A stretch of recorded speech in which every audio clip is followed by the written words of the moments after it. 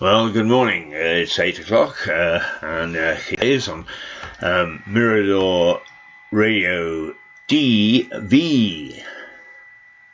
We thought out that name because we couldn't think of anything else at the time. But anyway, we're part of Mirador Television, and we broadcast live at 5:45 every morning for 15 minutes. That's miradortelevision.com, but you can get it on Facebook live under Mirador. So take a look and see what you think, because it's a bit of fun, but it's we have a go at local councils, we have a go at people doing silly things in our opinion, and it is only our opinion, it's an opinion show, and so we invite you to come back with a contrary opinion, have a go, and that's true of this one too. We're not quite sure where our radio station is going to go, because we are actually up to, I think we've got about 20 minutes left on the clock to be able to broadcast. So I'm going to do one this morning, then we'll assess during the week where we are, and if we think that it's worthwhile, what we'll do is we'll start doing it regularly, and get a few more people involved, so that we can do 3 times a day, say at this time in the morning, at noon, and at 5 o'clock in the afternoon, just so we've got some consistency, and we can bring you a decent service. We're television for tiny towns. That's how we TV for tiny towns. But is also, I have to say that this radio is for tiny towns too. It's local, but it's not parochial, and it's designed for the towns from Battle to Brighton on England's south coast. But that doesn't mean to say that we're not interested in tiny towns elsewhere in the world, and in fact we are making active steps to try and link up with them and give the tiny towns a chance. Gosh, New York, London, Ottawa, Toronto, you name it, the big towns, they've all got these links, and they all do things backwards and forwards, and so do the big boys, BBC, CBC, ABC, and so on and so forth. Well, we're tiny towns, and we're only on the web at the moment, although I do see room for manoeuvre if we can persuade the government to get its finger out, where we could get a little bit of terrestrial, but we don't mind. For the moment, what we're doing is we're experimenting. We want to get it right. We want to do things that people will find useful, do things which will give people a voice, and do things which will actually tie small communities, wherever they may be, together, because there is no other service that does that. But we need to get it right, and we have made some mistakes along the way, and we'll continue to make some mistakes, I suppose. But then again, that's the fun of it. You never quite know what's going to happen with us. For instance, today, I'm absolutely delighted to say that if you look at this on Facebook, my picture is upside down. The blood is going to my head, and I haven't a clue how to turn that picture around. So wherever it goes, and it'll probably go up onto Facebook and so on during the day, I'm going to be standing on my head. and that's our technical expertise, having a clue how to turn us right way up.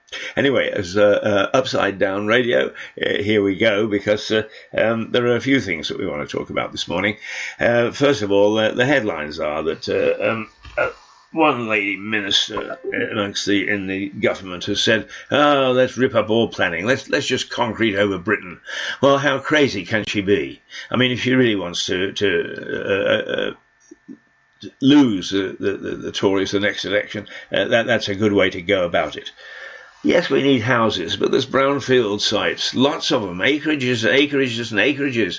Well, actually, even this government is giving away the greenfield sites, and that's not on, because what we do is every time we take an acre of countryside or beautiful trees and fields and so on and so forth, we aim towards having urban what's urban spread, urban sprawl, but also all the things that urban communities have to deal with. And haven't we got enough ganglands without trying to create more sinker states around the country?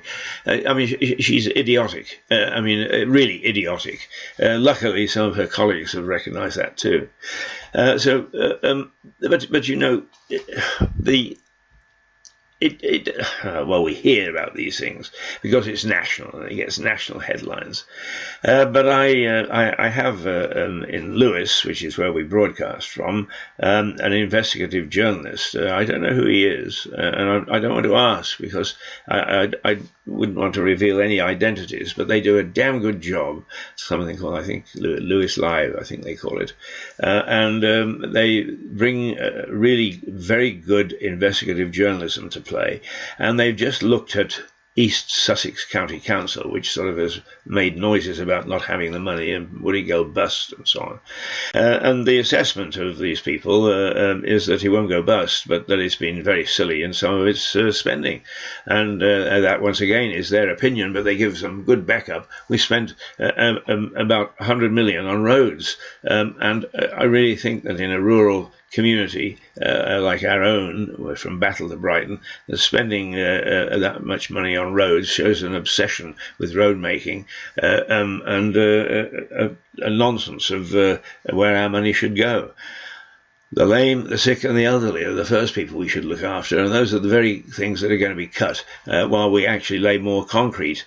I often suspect that this is the building lobby, the construction lobby, that keeps government spending money on roads and things, even if they're not needed. I mean, God help us, look what they did to poor old Newhaven, or a pretty little town that's been carved into shreds by roads. I'd knock them all down, frankly, and I'd go back to putting that money into Newhaven. But what happens is the other day, poor old Newhaven, despite the protests, is getting another cement factory on the banks of the inlet of the harbour.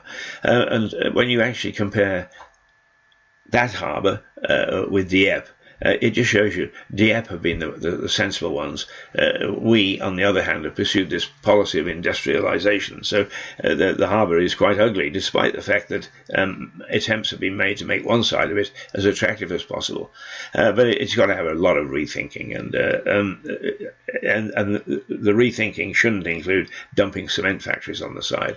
But when they protested, the councils, good old councils, I despair of the people that are our governors at the moment. I think I would, if you want to rip up something, Madam Minister, that's what you're going to call Madam Cabinet Minister, is rip up local government and start again, because it's not working. It is simply not working. It's not working at the executive level, and it's not working at the administrative level, and who knows whether it's working at the political level, because the East Sussex is a classic example of where I don't think it is working, and Lewis and Eastbourne now it ain't working at all. So let's have some fresh thinking. The trouble is that what they'll do is they'll set up a commission and they'll talk about it. And in about 2025, somebody will say, well, here we got this report is outdated now.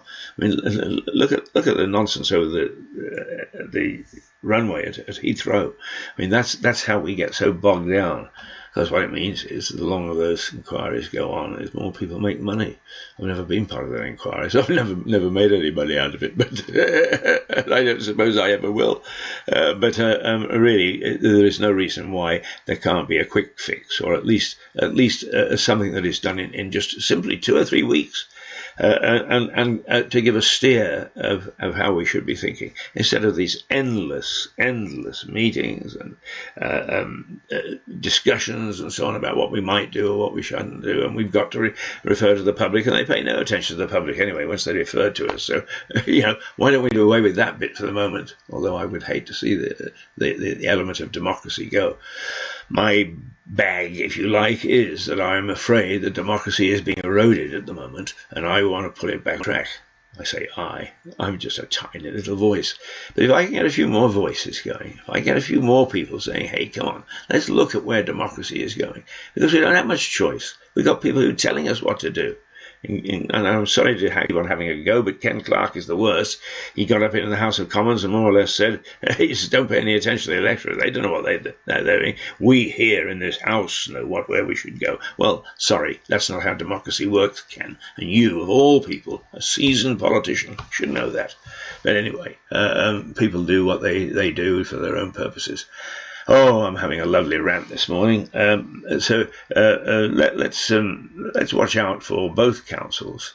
I would like to think that we could watch out occasionally from the big boys. And that reminds me, just something that I actually mentioned yesterday on the television service, Mirador Television, Break an Egg, is that in Lewis we have a situation where a young lady of 26 years of age, Anna Campbell, went off to fight in Libya, and she died there. Now, as I've often said, whether she did the right thing, the wrong thing, whether it's something that you would believe in, not believe in, and so on. She comes from a very, very lovely family. The father, Dirk, is a piper, a Scottish piper. He plays at many events here. He's very good, and he didn't want his daughter to go, but he brought up a daughter to think independently, and she got the bit between her teeth, and away she went. And he's got to have a claim for that. He must be very well regarded for giving a daughter who can make her own decisions and make up her own mind, even if that's to emotional cost. Anyway, she died while fighting for the Kurds, actually, and he wants her body to be brought back. And he's gone to the Foreign Office, and he's gone to our local MP, and he's gone to just about everybody, and he's trying hard to get a letter campaign going. And nothing's happening. And that is outrageous. That is just simply outrageous. When you hear about the garbage and yes, I'm going to say it, the crap that comes out of some of our ministries and some of our ministers and some of our MPs, it just makes me so angry that nobody will take the time to help Dirk Campbell and his family to bring Anna back. And if you really want to do something that help, is go to Maria Caulfield, go to the Foreign Office, go to the Prime Minister, bring Anna back. It's outrageous that he is not being helped in any way. And it's all because of bureaucracy. It's all because the pen pushers are too busy making sure that they're getting the vouchers for their free bars and all the rest of it. Well, come on. We want a bit of action on this one. Bring Anna back. And we're going to keep up this campaign. We're not going to forget about it. Bring Anna back. And I think what we should do is make sure that we keep the pressure on, so that this would be a case in point where government at long last shows some humanitarian qualities. Because they're not really at the moment. I'm sorry. We talk about various politicians, whether they're good, bad, or indifferent, and isn't Boris a bit of a character, etc., etc. Well, let's get some bloody action out of them. That's what they're there for. That's why we elect them. That's why we pay them. That's why huge amounts go into our system. Everybody has made a sacred cow out of our democratic system. Well, quite right. It's a very good democratic system. I wouldn't want to see it altered in the sense of debate and the House of Commons and the way it's structured with a constitutional monarchy. But what I do think is it's got to work. And those who turn it inside out to their own interests, they've got to go. And if we have to do what the Americans did, by all means. I'm not suggesting we want another Donald Trump here. I don't know. I have no idea. One thing is that the Americans really rebelled and they created a vacuum, and he came in and whatever else. He does things differently, doesn't he? Yeah, I know, lots of opprobrium, and he doesn't care. And that's what I have to do with doing these sort of programs. I don't care. Have a go at me. Call me an idiot. Call me a fool. I don't really care. But at least least what I do is I give you a few opinions to get you stirred up, and a few issues to see if I can get you involved. And if that's what it's going to be, that's what it's going to be. Let's enjoy it. My 15 minutes is almost up. It seems to go so quickly. So here we go. It's 30 seconds, the countdown.